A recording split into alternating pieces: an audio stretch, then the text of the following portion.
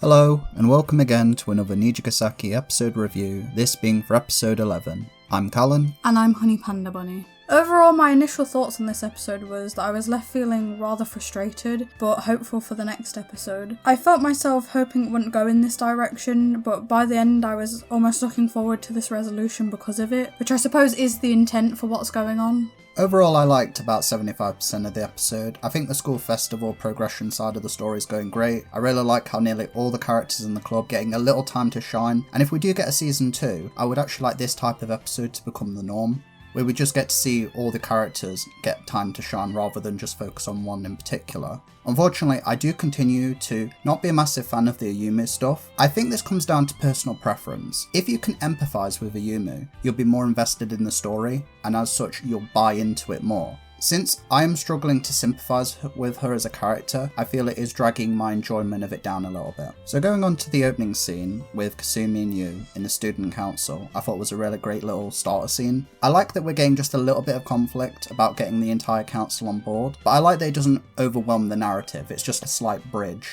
to get to the main goal. I think that Satsuna is great here, as she tries to continue her role as Nana without giving the game away. And I actually really like the vice president in this episode. I thought she was actually a really unique and really cool character. In this scene, we see that she's not openly opposed to the school festival, but she is a realist and she just wants to see that they have all the logistics sorted out before they commit to it. Even at the end of the scene, she wishes them luck. It was really nice to be able to see even people outside of the idol club slowly almost getting infected by them. Even at this point, she's already asking and already almost interested in school idols. And then obviously we see her giving good luck. It was also good to actually see them having Nana actually take her two roles very, very seriously. Having her be Nana and Setsuna, and seeing that they are two different people. And by at times they do coincide. This is what Setsuna wants, obviously. She wants to be both, not one, which I was actually hoping that maybe she'd come together and realise she does want to be both, but I suppose not. I actually really do like that at the start of that scene you do see her being like, oh, it's interesting, and she thinks that it's going to be fairly easy to get them on board, but then the rest of the council are, oh, but what about this,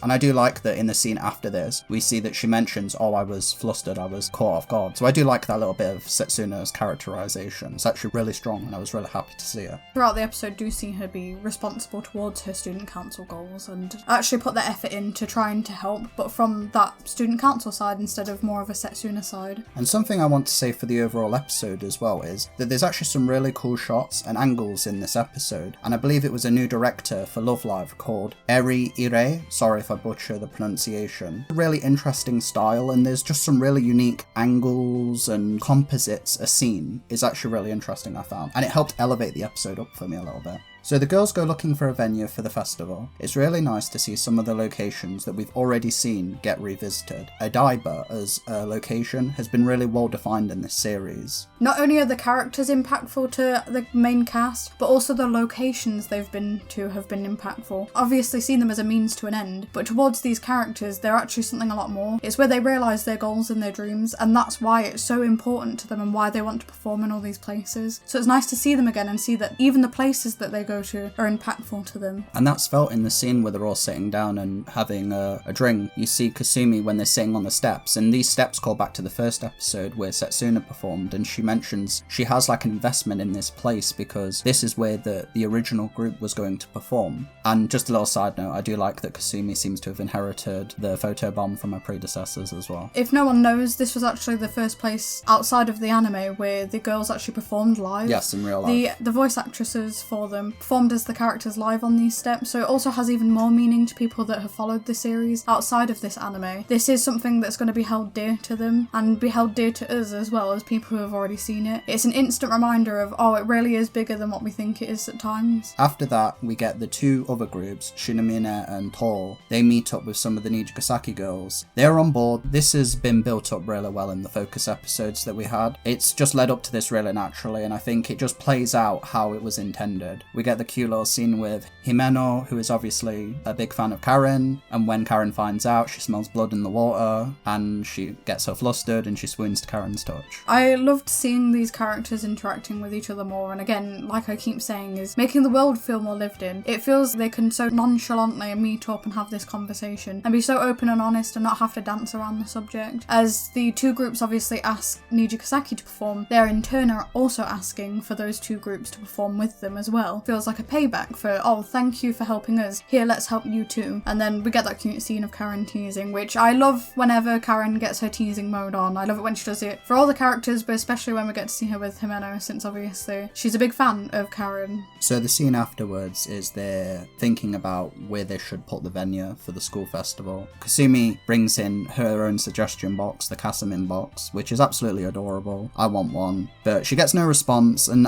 this scene's really cute because Kasumi plays the comic relief. There's the shot where she's like got the box above her head, and just the shot of her eyes is really, really nice. Setsuna also thinks it's really cute, and I agree with her. We get Kasumi, who teary-eyed goes to Yu for comfort, goes on her lap, she gets head pats. It was nice to see Yu consoling her. It was really cute. It shows that Yu is still really close with all these girls, despite all of obviously these solo episodes where we've seen outside of that, Yu's still getting on and being friends with them. So it even shows that the relationships between them are still continuing despite that. We see that Ayumu looks sad. Something that I think that would have helped the episode is if we got to see a little bit more of their backstory from before the club formed. Maybe if we saw as a child how much she relied on Yu, it could help explain some of her behaviour and make it easier for me to sympathise with her. And I think it would really do wonders to explain her motivation. If Ayumu was trying to talk to Yu, I think this is another thing that would make me sympathise with her as well, is if Ayumu was trying to interact and talk with Yu about this and actually have a conversation, Yu always gets like interrupted or something by someone. Not just these stares. I think it is part to the fact that she's a teenager and she's very sheltered, so it's hard for her to voice her feelings, because that is a big thing that happens at the end of the episode, is when she does finally voice her feelings.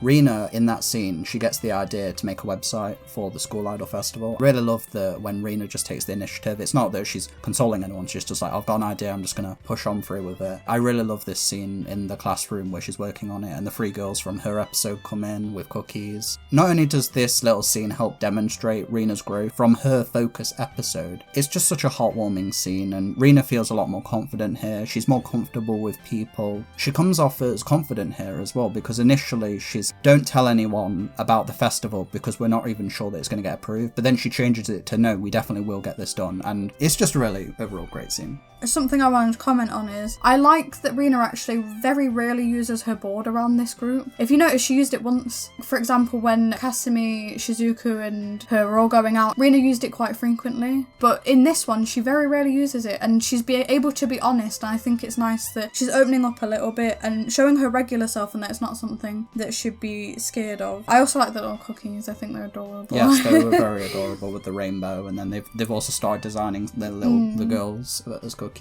So in the next scene we see them training a little bit. Ayumu sees that Yu wants to talk to Setsuna, and then we get the scene where Ayumu essentially waits for Yu until it's midnight, and then they go home together. A problem that I have is that in the game, Yu generally is neglecting her. She's neglecting all of them, but you see that Yu is partly in the wrong in the game as well, so it makes it easier to see both sides. But in the anime, it's very clear that Yu is still trying to spend as much time as she can with Ayumu, while also balancing the school festival and the others. So I get she's not used to this kind of atmosphere, but it does come off as a little bit selfish. It also makes me feel like, so Yu's made friends with all of these girls, and we see that Ayumu clearly gets on with them. I understand that because Yu is a childhood friend, she's very reliant and doesn't want that relationship to go anywhere, but I also feel like she's made a lot of new friends too. She has time to spend with other people, as does Yu. It's why I wish we did get a couple of flashback scenes with them as children, because if you could see that it was always just those two together throughout their childhood, we could see where Ayumu is coming from.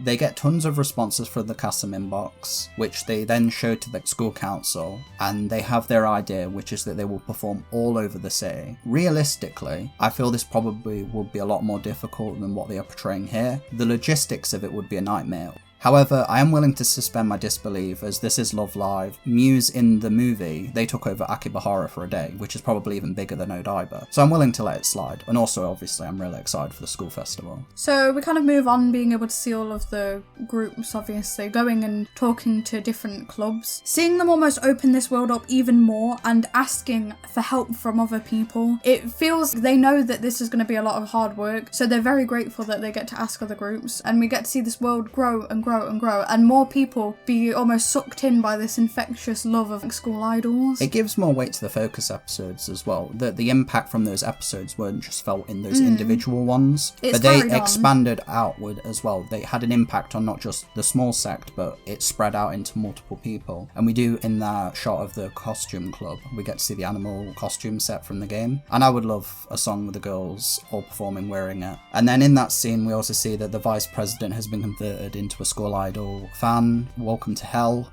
And her best girl is Setsuna, Tanana's embarrassment. And if we do get a season 2, I think she would be such a great reoccurring character, especially if Shioriko appears. It's just a really funny scene where she sees Nana and she's like, oh, Nana, you're a fan of Setsuna. And she's like, oh, come with me to the festival so we can watch Setsuna. And she's awkwardly as embarrassing. It's really cute. Seeing the bit with Setsuna was hilarious. Have her go to her own show, but trying to explain her way out of it is going to be hilarious. And I also loved really bad poker faces that Kasumi and Setsuna obviously pull. So after that, Ayumu and Setsuna talk. I actually do feel that this is the first time that they approach something that does work for me, because you didn't tell her about the piano being played, and it feels understandable that she'll be upset that Setsuna knows. And I think as well it's that line where she says, oh, she's improved even more than the first time she performed for me. In Ayumu's eyes, this has been like an ongoing thing, and it's the first time where I started sympathising with Ayumu just a little bit. I do feel that Setsuna, though, it feels like she's just being used as a prop in this love triangle, quotation marks there. She doesn't really have any weight between Ayumu and you, which maybe is the point. Ayumu is overthinking it, but I just feel like Setsuna's doesn't really have much role here. It's just a misunderstanding. When she says played for me, it feels it's almost accidental. She didn't even play it for the president, obviously. She was playing it and the president walked in. You can see both sides here as well of Ayumu has every right to be upset because this is a hobby. Like, I'm sure if Ayumu picked up a new hobby, she'd tell you. So we get the scene after that, which is Ayumu goes to Yu's place. And I actually really do like Yu in this last scene because she's very clear and quick to the point. So Ayumu comes in and she sees the piano and naturally she's unnerved. She lets out her frustrations a little bit, but Yu straight up tells her that she wanted to keep it a secret until she got good enough to show her. And then Ayumu asks if Setsuna is more important than her. And then Yu just straight up says no.